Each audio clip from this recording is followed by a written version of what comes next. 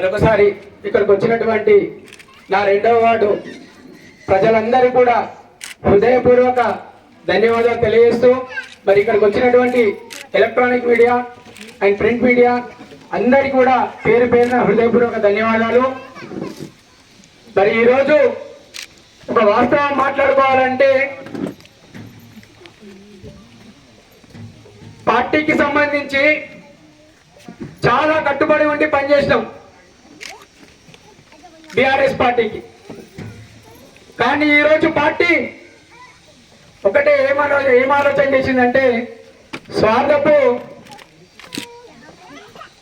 ఆలోచనలతోటి ఈరోజు వ్యక్తిగత ఉద్దేశంతో ఈరోజు ఒక వర్గానికి సంబంధించిన వ్యక్తి అని ఆలోచన చేసి ఈరోజు కుట్రబంది నిన్న 3వ తారీఖు నాడు 2:30 వరకు కూడా బీఫామ్ ఇస్తా అని చెప్పేసి మబ్బు పెట్టి ఈరోజు మాకు బీఆర్ఎస్ పార్టీ అన్యాయం చేసింది. ఈరోజు మమ్మల్ని ముంచిందని చెప్పేసి సందర్భంగా తెలియజేస్తున్నాం. కండువా కప్పుకొని మేమందరం కూడా మనస్ఫూర్తిగా నా యువత కూడా గల్లీ ప్రజలు కూడా అందరం కూడా కలిసి ప్రచారానికి పోతే అయ్యా నీ కొడుకానికి రావాలి, నువ్వు చెయ్యాలి, ఈసారి నీకు అవకాశం వస్తుంది అని చెప్పేసి ఈ రోజు నా వార్డు ప్రజలు కూడా ఆశీర్వదించే సందర్భంలో అసలు గ్రాఫే లేని, అసలు దానికి పార్టీకి సంబంధించిన గ్రాఫ్ లేకుండా ఉండే పార్టీని ఈ రోజు ఎంతో కొంత శాతానికి మేము పెంచిన తర్వాత అవసరానికి వాడుకొని వదిలేసినట్టు పార్టీ ఈ రోజు మమ్మల్ని నిన్న మధ్యాహ్నం 2 గంటల వరకు కూడా బీఫామ్ సబ్మిట్ చేసే 2:30 సమయానికి కూడా అప్పటి వరకు కూడా మబ్బుపరిచి నీకే నీకే నీకే నీకే అని చెప్పి ఈ రోజు పార్టీ పెద్దలు, రాష్ట్ర స్థాయి నాయకులు, ఈ చిన్న వయసులో ఉన్న 32 సంవత్సరాలు ఉన్న ఈ భాషయానికి ఈ రోజు రాష్ట్ర స్థాయి లీడర్లు అందరూ కూడా బీఆర్ఎస్ పార్టీలో ఉన్న నాయకులందరూ కూడా ఈ రోజు అన్యాయం చేసి మనకి బీఫామ్ ఇవ్వకుండా ఈరోజు చేసిరు. అయినా ఆధైర్యపడలే. నేను పార్టీ నమ్ముకోలే. ఈరోజు నేను ఒకటే నమ్ముకున్నా, నా వార్డు ప్రజలను నమ్ముకొని నేను ముందడుగు చేసిన. ఈ రోజు నా స్థితిగతులు, నా పరిస్థితులు ఏ రకంగా ఉన్నా నేను ఏది కూడా ఆలోచన చేయకుండా ఈ రోజు మీ మధ్యలోకి వచ్చిన మీ అందరు నిన్ను మనసుతోటి ఈసారి కత్తెర గుర్తుగా ఓటేసి ఆశీర్వదించాలని చెప్పి మనస్ఫూర్తిగా కోరుతున్నా. అమ్మ ఒక పర్సనల్ గా నా విషయం చెప్తా, ఒక్కసారి ఆలోచన చేసుకోండి మీరే.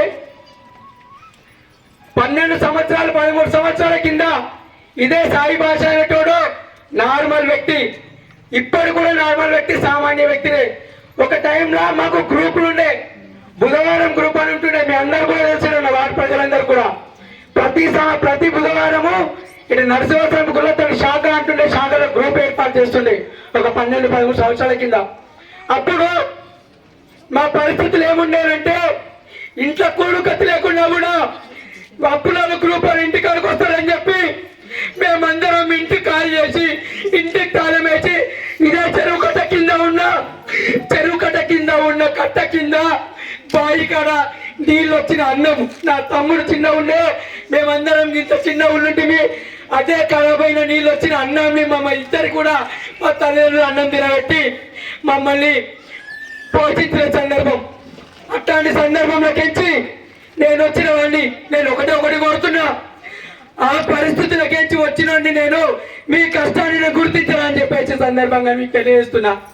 నేను ఒకటి కోరుతున్నా, తల్లి మీ ఇంటి మంచి లెక్క, మీ ఇంటి కొడుకు లెక్క, మీ అన్న లెక్క, మీ తమ్ముడు లెక్క, మీ ఇంటి మనిషి లెక్క ఈ ఒక్కసారి పార్టీలకు అతీతంగా నేను ఒకటి ఏం కోరుతున్నా, ఒక్కసారి అవకాశం వచ్చింది. నేను పార్టీలో నమ్మలే, ఇప్పుడుగా నమ్మకం చచ్చిపోయింది. నేను నమ్మిందల్లా నా వాడు ప్రజలను మాత్రమే నమ్మినా. నేను ఒకటి కోరుతున్నా, తల్లి మీ అందరి ఆశీర్వాదంతో ఈ ఒక్కసారి అవకాశం ఇవ్వండి. మీ అందరు కూడా చెప్తున్నా, మీ ఇంట్లో కొడుకు లెక్క, మీ ఇంటి మంచి లెక్క, ప్రతి దానికి కూడా నేను మీకు తోడుంటా అని చెప్పేసి సందర్భంగా తెలియజేస్తున్నా. అమ్మ మీకు ఇంకో విషయం చెప్తున్నా, నాకు ఒకటే అంటున్నారు, అరే వాడేంద్ర వాడు గతేంద్ర వాడు తిండికే బియ్యం లేవు అని అంటున్నారు. అమ్మ ఈరోజు నా దగ్గర తిండికే బియ్యం లేకపోవచ్చు, నేను సెంటిమెంటల్ గా మాట్లాడతాను. నేను ఒకటే అంటున్నా, వాస్తవాలు నా ఇంటికాల మాట్లాడుతున్నా, మాట చెప్తున్నా. వానికి ఇంట్లో తిండి గతి లేదు, నాకు తిండి గతి లేకపోతే ఈ రోజు నా వాడు ప్రజలు ఈ రకంగా రాకుంటుండే, నన్ను నిండు మనసుతో ఆశీర్వదించడానికి నా ఇంట తిరగకుంటుండే. నేను దాన్ని గ్రహించిన. నేను ఒకటే అమ్మ, మీరు ఏ రకంగా అయితే ఆలోచన చేసి నా దగ్గరకు వచ్చిర్రో నేను మిమ్మల్ని అందరూ ఒకటే కొడుతున్నా, మీ పేరు పేరున మీ పాదాలు మొక్కుకుంటూ మీ కాలు మొక్కుతున్నాను అనుకొని ఒక్కసారి కత్తెర గుర్తు కొట్టేసి ఒక్కసారి అవకాశం ఇవ్వండి అమ్మా. ఇదే భాష గారు నిజం ఇంకో మాట చెప్తా, ఇదే పక్కన ఉన్న పాఠశాల ఉందా, ఇక్కడ ఇల్లుందా ముస్లిం ఆమె ఒకటి ఆమె కుల మత భేదం అనేది ఏమి లేకుండా ఆనాడు స్థితిగతులు పరిస్థితులు మంచిగా లేకుండా కడుపు కాలి ఉంటే నా అమ్మ అయ్యో పోయి రాజంపేటలో దాచుకొని ఉంటే ఈ రోజు మేము స్కూల్కి వేస్తే మా కడుపులోకి అన్నం పెట్టింది ఆమె. ఈ రోజు మేము మా తల్లిదండ్రులు లేకుండా కూడా పిల్లలకు తోడయి ఆ జమానా జరిపింది. అట్లాంటి సిచ్యువేషన్ కాడ నుంచి ఈ రోజు రాష్ట్ర స్థాయి ఒక విద్యార్థుల కోసం పెండింగ్ ఉన్న ఫీజు రియంబర్స్మెంట్, స్కాలర్షిప్ ఇవన్నీ పిల్లలకు రావని చెప్పేసి స్కూల్ పిల్లలకు ఫీజులు ఎక్కువ ఉన్నాయని చెప్పి తల్లిదండ్రులకు భారం మోస్తున్నారని చెప్పి గత 14 సంవత్సరాల నుంచి విద్యార్థుల కోసం రోడ్లు ఎక్కిన, ధర్నాలు చేసిన, రాష్ట్రోకాలు చేసిన, లాఠీ దెబ్బలు తిన్న, అరెస్టులు చేశారు, అన్ని ఉడికినా భరించిన అట్లాంటి సిచ్యువేషన్ అట్లాంటివన్నీ ఫేస్ చేస్తామా. మీ సమస్యలు తీర్చడం నాకు పెద్ద విషయం కాదు. మీరు అవకాశం ఇస్తే, మీ నిన్ను మనసుతో ఆశీర్వదిస్తే నేను ఒకటి ఏం కోరుతున్నా, ఇన్ని రోజుల పరిపాలన చూసి మీరందరూ కూడా ఒక్కసారి యువతకు అవకాశం ఇచ్చి చూడండి. నేను రోడ్డు మీద కలెక్టర్ ఆఫీసు చూడలేను, ఆర్టీఓ ఆఫీసు చూడలేను, పోలీస్ స్టేషన్లు చూడలేను. ఎవరు కూడా భయపడకుండా ప్రతి దాని దగ్గర నేను పోరాడుండి నా గల్లీ సమస్యల కోసం నేను పోరాడుతున్నా అనేది మీ అవకాశం మీకే వదిలేస్తున్నామా. పోరాడుతున్నా తల్లి, మరి గల్లీ కోసం నేను పోరాడుతున్నా నమ్మకం ఉందా లేదా మీకు?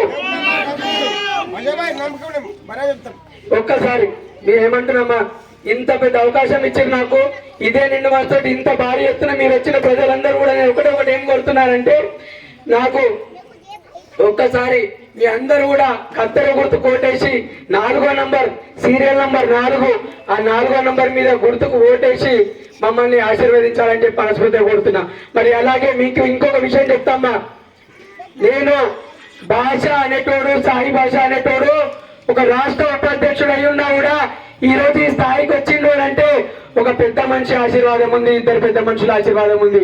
పట్నం రైతేజ్ అన్న, పట్నం మాణిక్యం అన్న వాళ్ళ ఆశీర్వాదం ఉంది. కానీ మ్యాటర్ ఏంటంటే ఆ సంబంధాన్ని అక్కడ సంబంధించిన వ్యక్తిని అని చెప్పేసి ఈ రోజు అన్నకు సంబంధించిన కుట్ర ఉంది, అన్నకు సంబంధించిన మీద కుట్రతోటి ఆలోచన చేసి ఈ రోజు పార్టీలో కూడా ఎట్లాంటి అన్న ప్రపోజల్ పెట్టిండు మన పార్టీ టికెట్ కోసం. అయినా కూడా వాళ్ళు ఏం చేశారు, వీడు ఇక్కడ మంచి సెకండ్ క్యాడర్ అని చెప్పేసి పెద్ద మంచి ఎన్ని రకాలుగా కష్టపడుతున్నాడు మాణిక్యం అన్న, రవితేజ్ అన్న పార్టీ కోసం. ఈ రోజు పొత్తున మాట్లాడిండు మాణిక్యం అన్న, నేను పార్టీ కోసం పనిచేస్తా, పార్టీతోటే ఉంటా అన్న, నీ ఆశీర్వాదం ఇయ్యన్నా అని చెప్పి నేను ఫోన్ చేస్తే నాకేమంటాడు, నువ్వు ఏమన్నా చేసుకో, నేను పార్టీ సిద్ధాంతాలకు కట్టుబడి ఉన్నా, నేను పార్టీతోటే ఉంటా, నువ్వు పార్టీతోటే ఉంటా అంటేనా, లేకపోతే లేదు అని అంటే అన్న నన్ను పార్టీ మోసం చేసింది, నన్ను తీవ్రంగా మోసం చేసింది, లాస్ట్ వరకు కూడా నన్ను అన్యాయం చేసిందన్నా. నేను పార్టీతో ఉండా, పార్టీకి సంబంధించిన ఉండన్నా, కానీ ఎల్లప్పుడూ మీ ఆశీర్వాదాలు అయితే ఉండాలన్నా అని చెప్పేసి మనస్ఫూర్తి ఒక్కసారి అయితే నేను వేడుకున్నా. మనకి నేను ఒకటే చెప్తున్నా, ఈ అందరు కూడా చేతులు జోడించి వేడుకుంటున్నా, పెద్ద మనిషి ఆశీర్వాదం ఈ రోజు పార్టీ నుంచి లేకపోయినా, ఇంకా ఉన్నా లేకపోయినా అన్న ఆశీర్వాదాలు నాకుంటే అని చెప్పి మనస్ఫూర్తిగా కోరుతున్నా. కానీ స్థానికంగా ఉన్న నాయకులు, రాష్ట్ర స్థాయి నాయకులందరూ కూడా ఈ రోజు ఒక చిన్న వ్యక్తిని అన్యాయంగా ఈ రోజు పార్టీ టికెట్ ఇవ్వకుండా ఈ రోజు మోసం చేసిర్రు. ఇది ఒక్కటి నా వార్డు ప్రజలు మాత్రం గమనించి చెప్తున్నా. నేను నా వార్డు ప్రజలు గమనించి సరైన బుద్ధి చెప్తారు. నా వార్డుకు సంబంధించిన నాయకులు కూడా కొంతమంది కుట్ర చేసి నాకు టికెట్ రాకుండా ప్రయత్నం చేశారు. అదే వీడు టికెట్ రాకపోతే ఇండిపెండెంట్ గా పోటీ చేయలేడు, వాడికి ఆ సత్తా లేదు, వాడికి అంతర గుర్తు నుంచి కాదు కదా, ఇంకా ఏ గుర్తు నుంచి కూడా నిలబడలేడు, వానికి అస్తోమత లేదన్న ఆలోచనతోటి కుట్ర ఉంది నా టికెట్ రాకుండా. అయినా కూడా నేను ఒకటి అయినా పడలేను.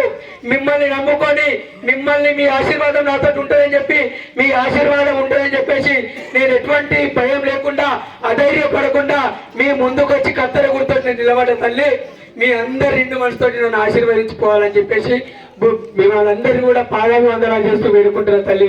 మీ అందరికీ ఇక్కడికి వచ్చిన ప్రతి ఒక్కరు కూడా పేరున ధన్యవాదాలు తల్లి.